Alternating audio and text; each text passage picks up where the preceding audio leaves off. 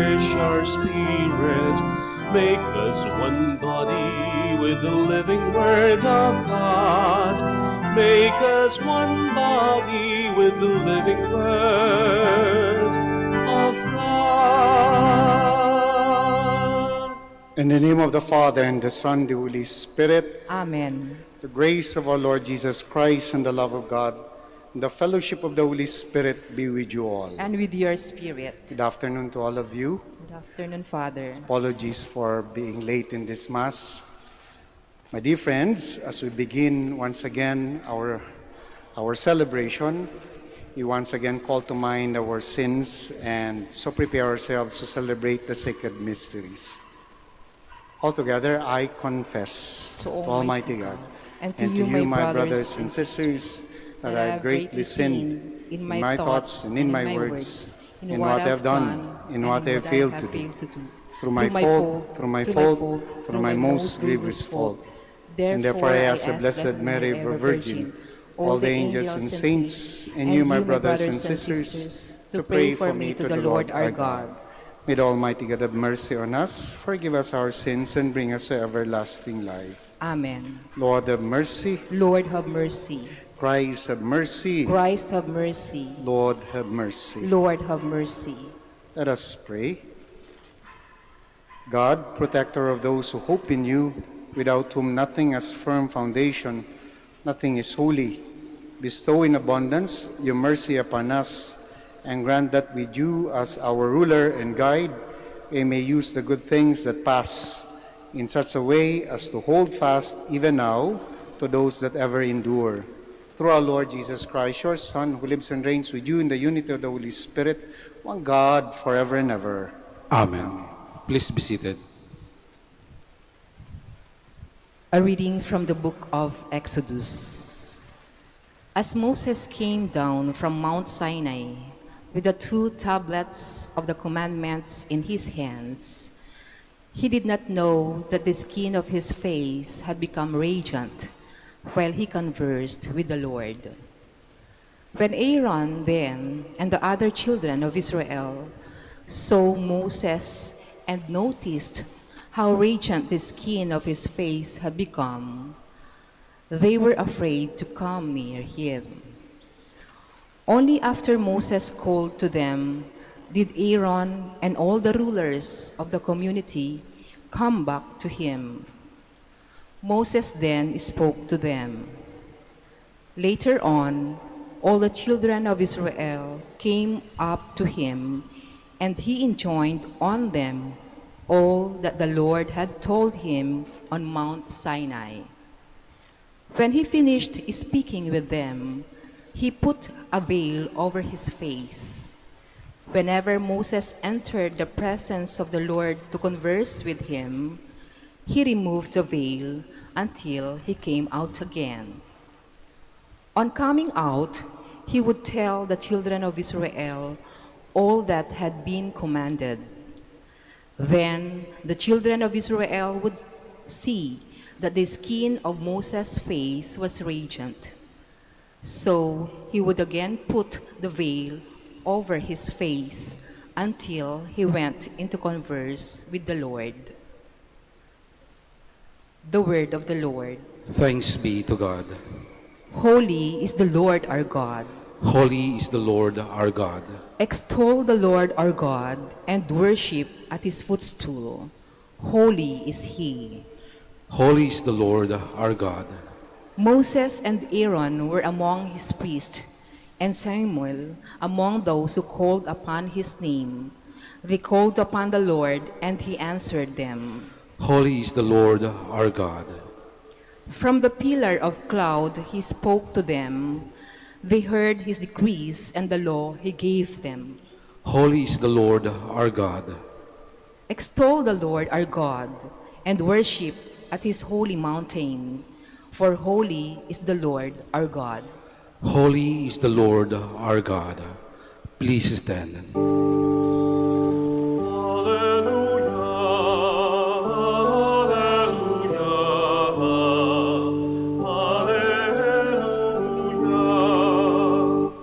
I call call you my friends, says the Lord, for I have made known to you all that the Father has told me.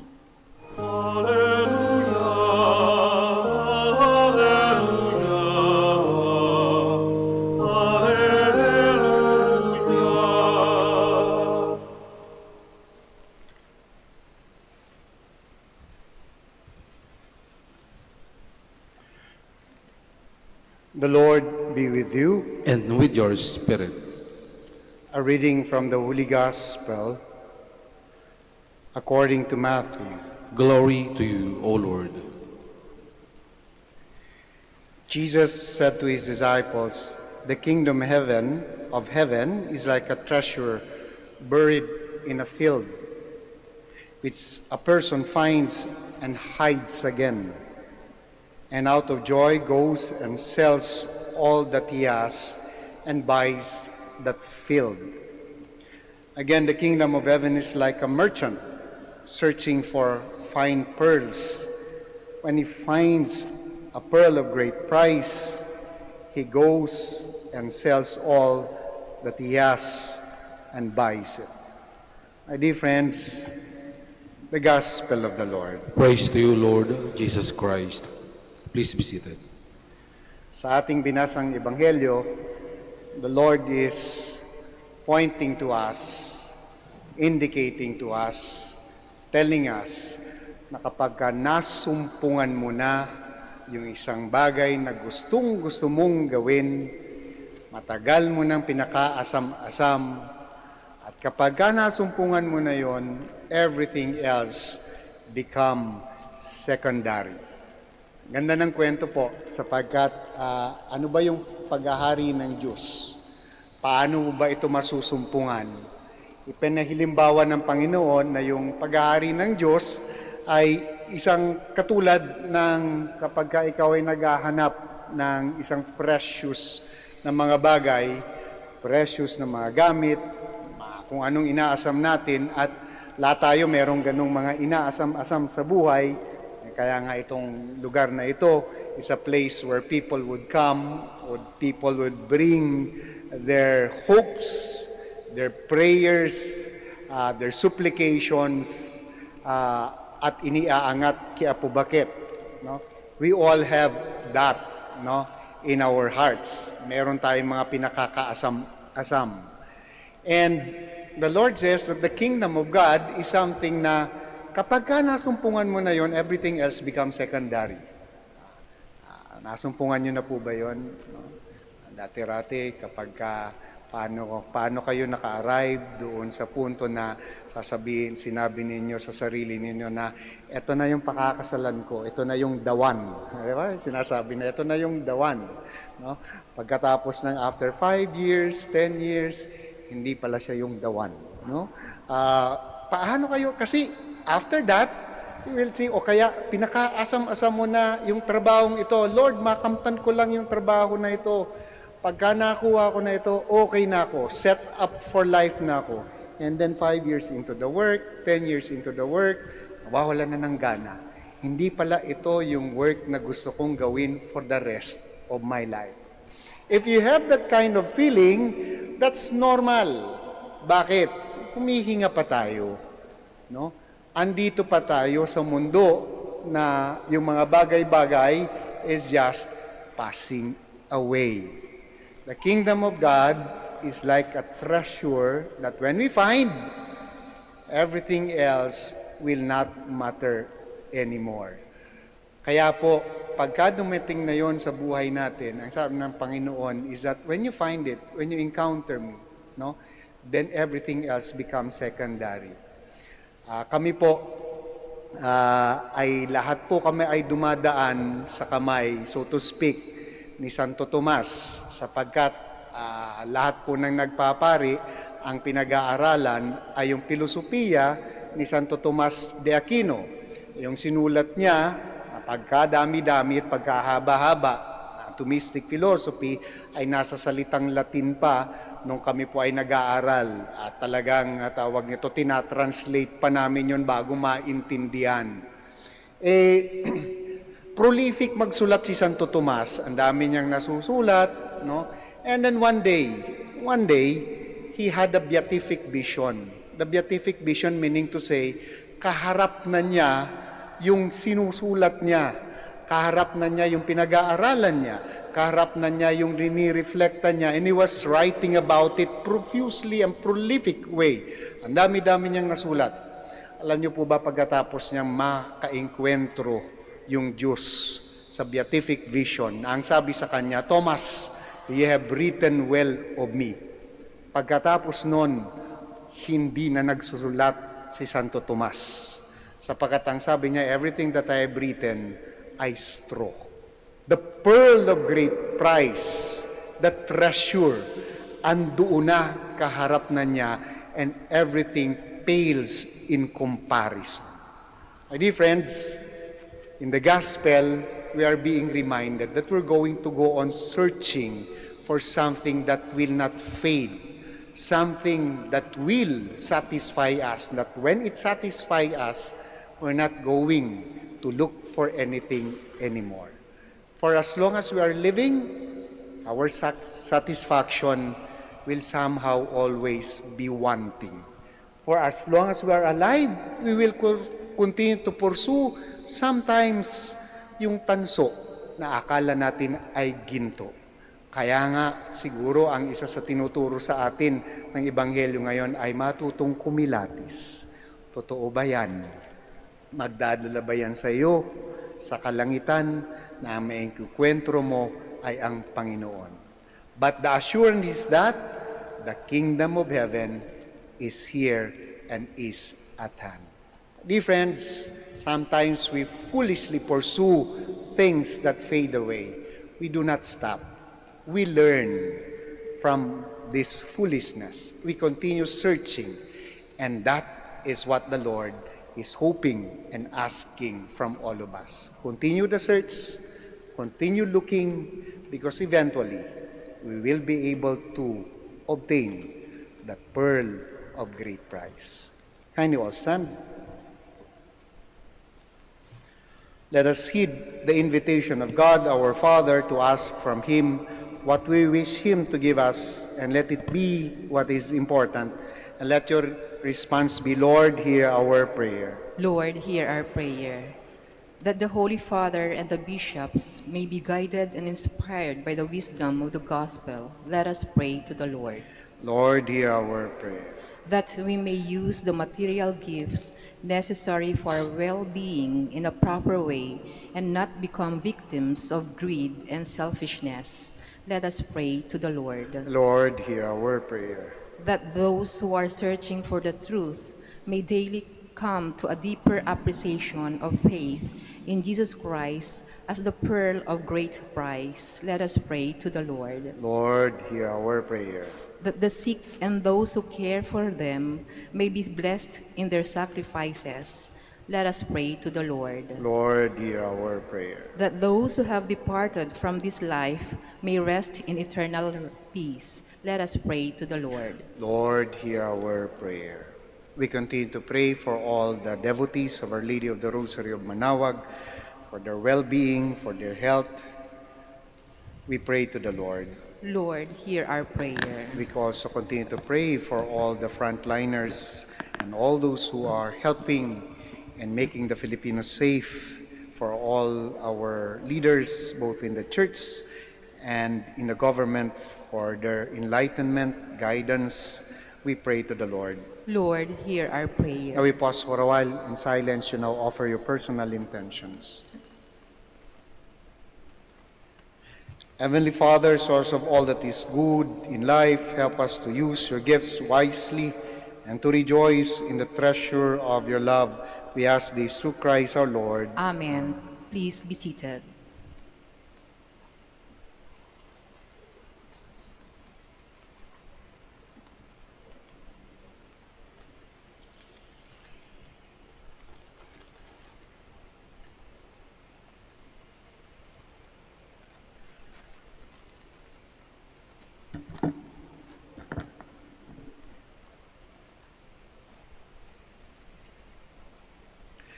Blessed are you, Lord, God of our creation, for through your goodness we have received the bread we offer you, fruit of the earth, work of human hands.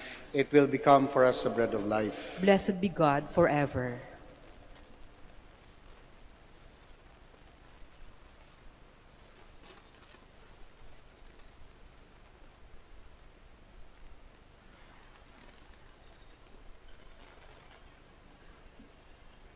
Blessed are you, Lord, God of our creation, for through your goodness we have received the wine we offer you, fruit of the vine, work of human hands. It will become our spiritual drink. Blessed be God forever. Please stand.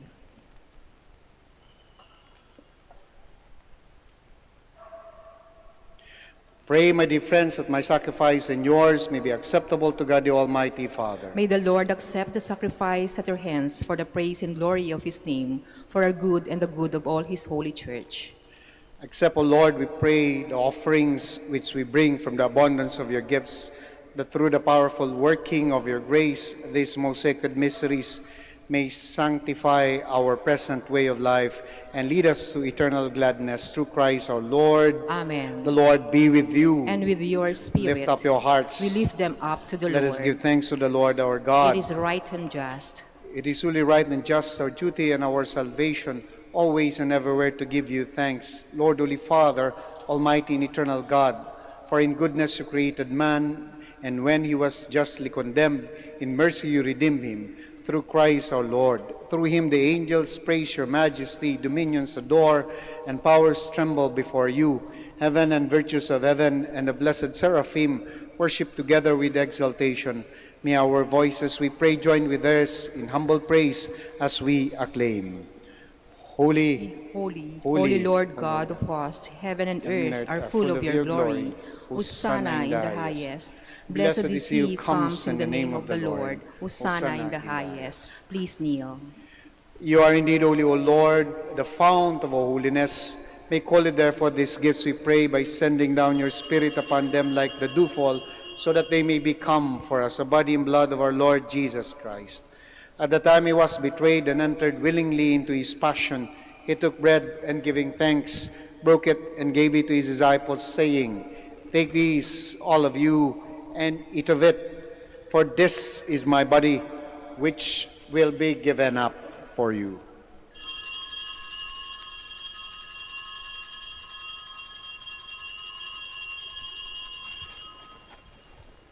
In a similar way, when supper was ended, he took the chalice, and once more giving thanks, he gave it to his disciples, saying, "Take these, all of you, and drink from it.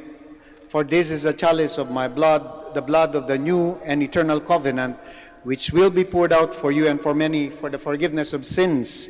Do this in memory of me."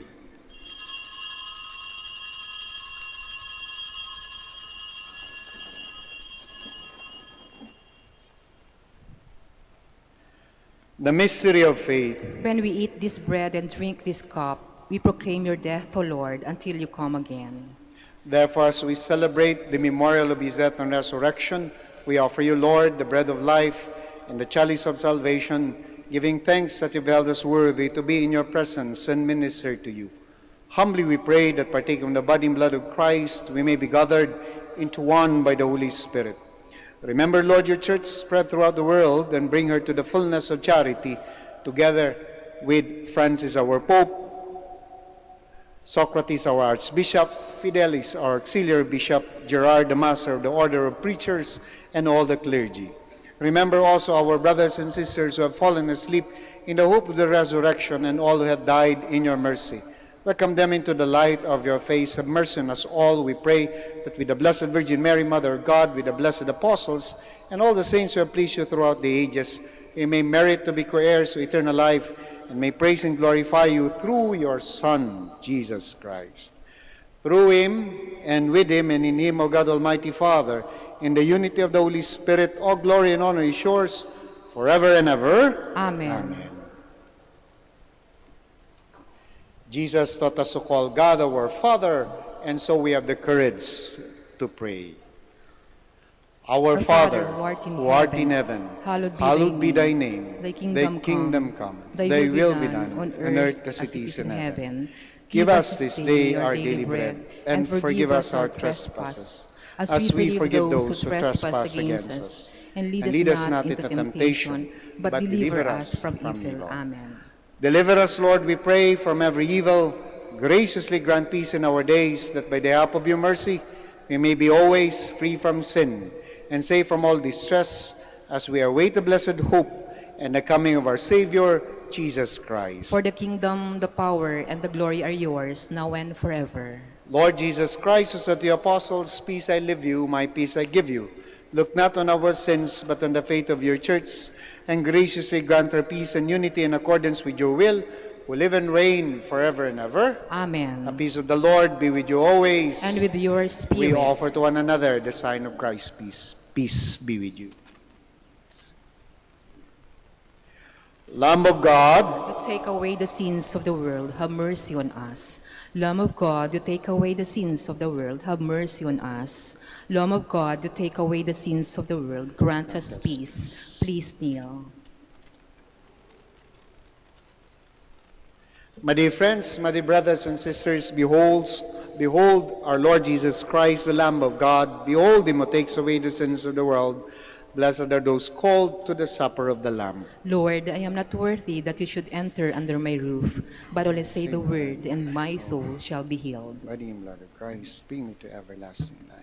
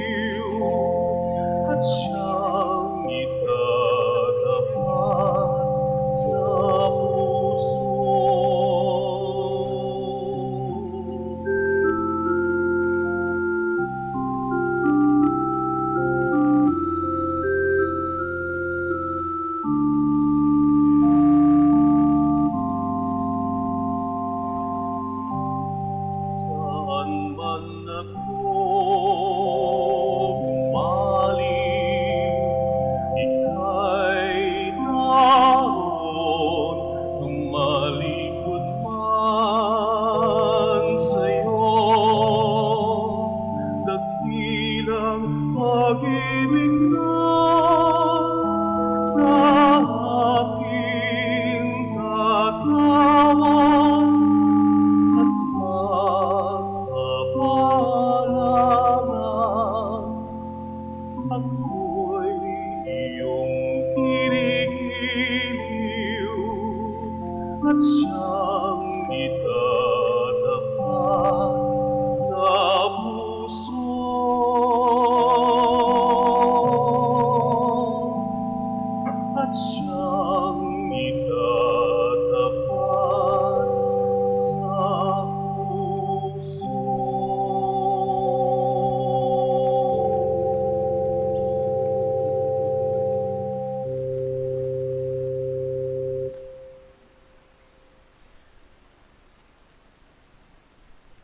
Please stand.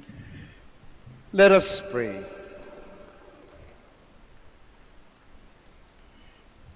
We have consumed, O Lord, this divine sacrament, the perpetual memorial of the passion of your Son.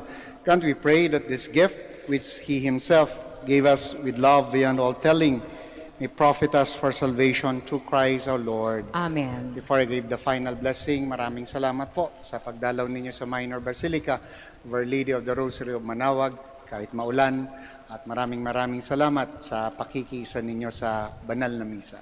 Continue to pray for one another. We continue to search for the pearl of great price sa ating buhay. The Lord be with you. And with your spirit. May the Almighty God bless you all, the Father, the Son, the Holy Spirit. Amen. The Mass is ended. Go in peace to love and serve the Lord through one another. Thanks be to God. We shall now say the prayer for the blessing po ng mga may sakit, to be followed by the prayer for the blessing ng religious articles. Diyan lang po kayo. Ako na po ang iikot for the blessing of religious articles. Our help is in the name of the Lord, Who made heaven and earth. God our Almighty Father. By your blessing you give us strength and support in our frailty. Turn with kindness over our sick brothers and sisters, freedom from all illness, and restore them to good health through the intercession of Our Lady of the Rosary of Manaoag, so that in the sure knowledge of your great goodness, they will gratefully bless your holy name. We ask this through Christ our Lord. Amen. For your religious articles, manalangin tayo. In memory of the mysteries of the life, death, and resurrection of our Lord Jesus Christ, and to the honor and glory of the Blessed Virgin Mary, Mother of Christ, Mother of the Church, Our Lady of the Rosary of Manaoag, may your religious articles be blessed and made holy. In the name of the Father, the Son, the Holy Spirit. Amen. Amen.